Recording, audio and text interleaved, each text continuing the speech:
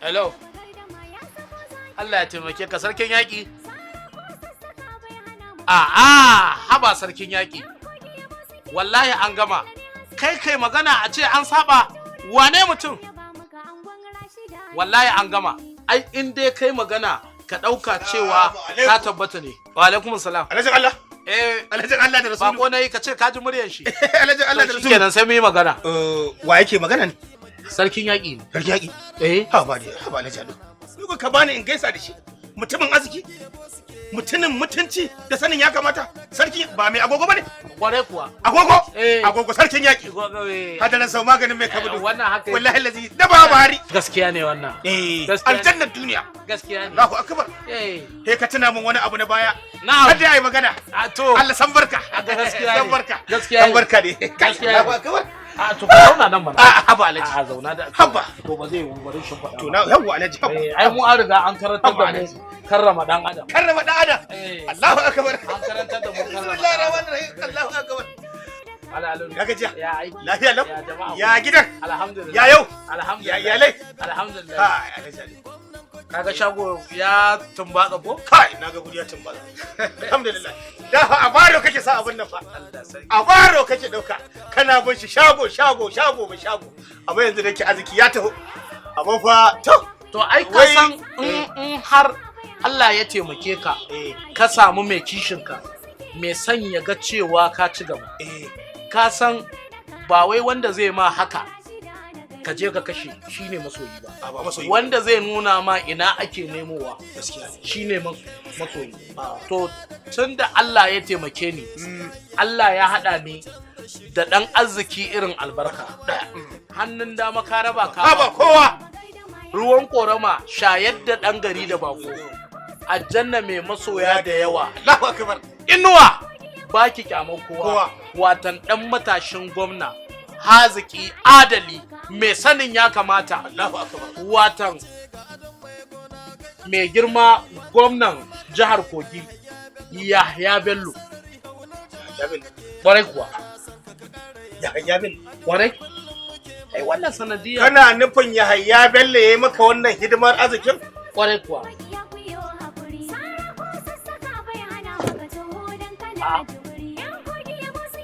Malaladu. Na'am. Yaya aka yi ne? Ku abin da yasa ka ga na miki.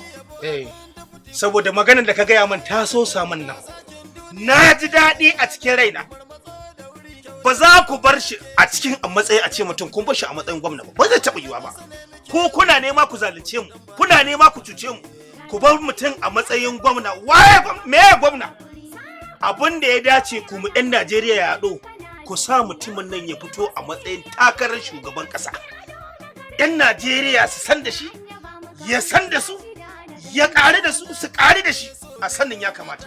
Ba ku kaɗai ba ku gwada mutane bambanci ba. Ba ku yi adalci ba. Ku riƙar sanin abin da ya kamata. Gaskiya ne. Na ku ne ku kaɗai? Wata in na fahimci maganarka, kana nufin a halayya, kyawawan halayya irin na Yahya Bello.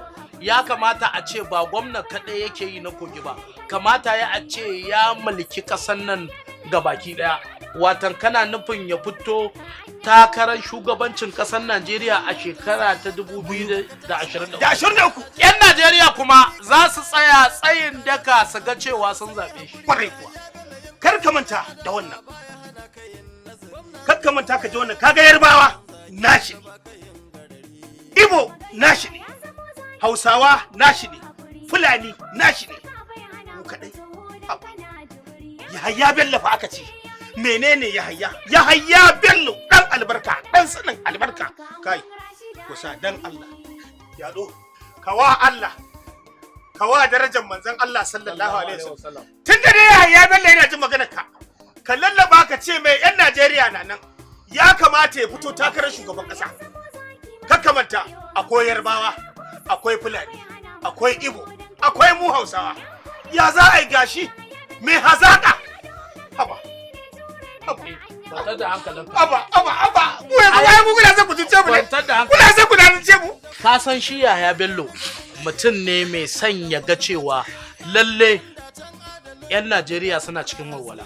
Kuma tunda har 'yan Najeriya suka ansa suka kira shi to ka tabbatar cewa tankar ya ansa. Ya ansa kira.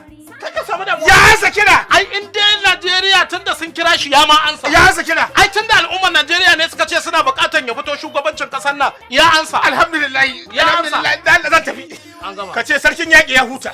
Yanzu saboda ƙaunan Yahaya Bello da kake yi. Na san dai gidan talaka ba inda za a sa kafin amma abin na arziki ne.